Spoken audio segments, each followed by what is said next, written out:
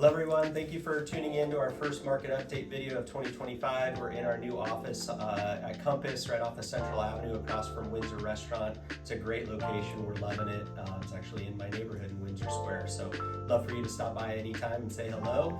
Today we're gonna dive into basically the overall status of the market and also some tips for sellers in this market and some tips for buyers in this market. So we'll dive into that a little bit later. The big news right now is just increased inventory, which is obviously opening up some opportunities for buyers. So Eric will get into some stats and then we'll go from there. Hey everyone, I'm not going to bore you too much with statistics today. Steve already touched on it.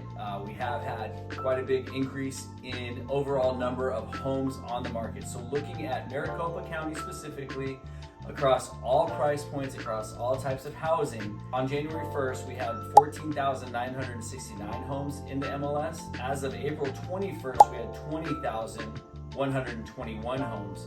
That's a 34% increase over that 4-month period.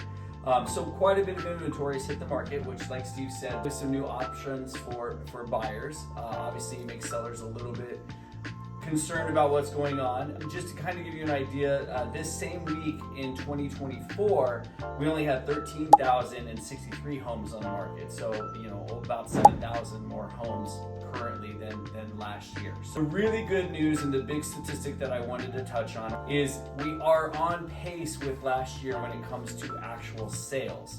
So if you look at it for Q1 April of 2024, this chart shows you the number of sales per month.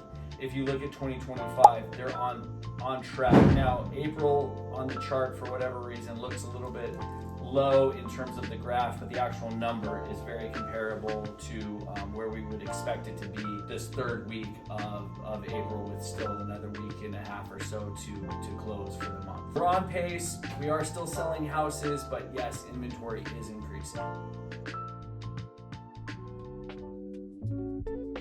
So as I mentioned earlier in the video, we're going to dive into some tips for both sellers and for buyers in this market.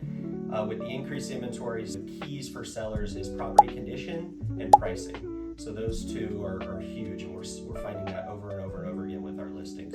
So pricing the property correctly from the beginning, either right with comps or even maybe a little bit below comps, just to stand out from the competition, because buyers are looking at everything that's out there and they have a lot more choices now. In addition to that, the property condition. So you want your property to stand out from the competition. You want to have paint touched up both inside and out, or just repaint inside and out. You want to have the house decluttered. You want to have the house professionally cleaned, windows cleaned, carpets cleaned. I mean, you really don't want buyers to come in and pick things out, because they will then move on to the next property. So and the reason for that really is right now with multiple choices on the MLS, as well as increased interest rates and everything else that's going on. Buyers, they're worried about getting into a home, and they don't want to have extra chores or things that they have to do in order to make the home their own. We really want to dial it in as best as possible. And then the other thing that we're noticing is you don't want to chase your competition to the bottom. So patience is key for sellers. And I know that's a hard thing to do when you want to sell your house and get top dollar for it. That's why pricing out of the gates, like Steve mentioned, is so important.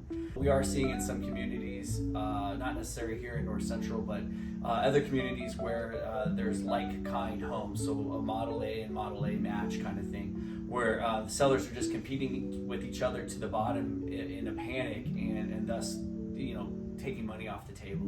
So patience is really key. And 60 to 90 days in most markets throughout the valley right now is just average before your house goes under contract. So just knowing that going in, being patient, and again, showing your property in the best light that you can, both inside and out, is huge. So some takeaways for buyers right now, what we're seeing out there is obviously you have a lot more to look at, so that is a wonderful thing as a buyer. You're not just focused on 2 or 3 properties in any given area, so that is huge. And then you have some more negotiation power right now in general. It just depends on where you're at right now. Like, for example, Windsor Square, there's only 2 homes available and they're both under contract. contract, so there's still very little inventory in certain neighborhoods. But for the most part, buyers have more to look at, and so that is a great thing. And then you can negotiate with sellers, typically come in under the asking price, sometimes ask for concessions. That is all a positive thing for buyers. There are some opportunities out there. Don't be afraid to negotiate. The worst thing that a seller can do is say no.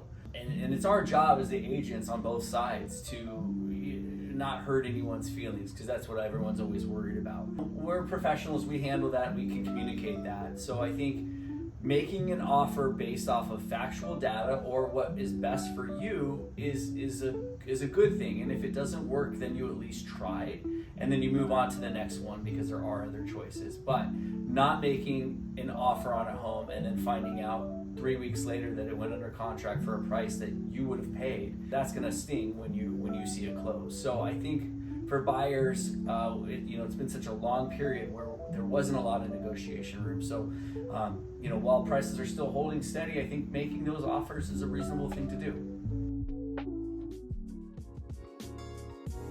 And hopefully this summer we'll see you on the Bridal Path. We're going to do another coffee on the Bridal Path event, so we hope to see you there. And Rebecca and I just wanted to say a big thank you to everyone for all the text and well wishes, emails. We even received a couple of cards. Everly is doing great. She's getting bigger. We're really, really hoping that she starts to sleep through the night here soon. She's only 2.5 months old, so we give her a little bit of break.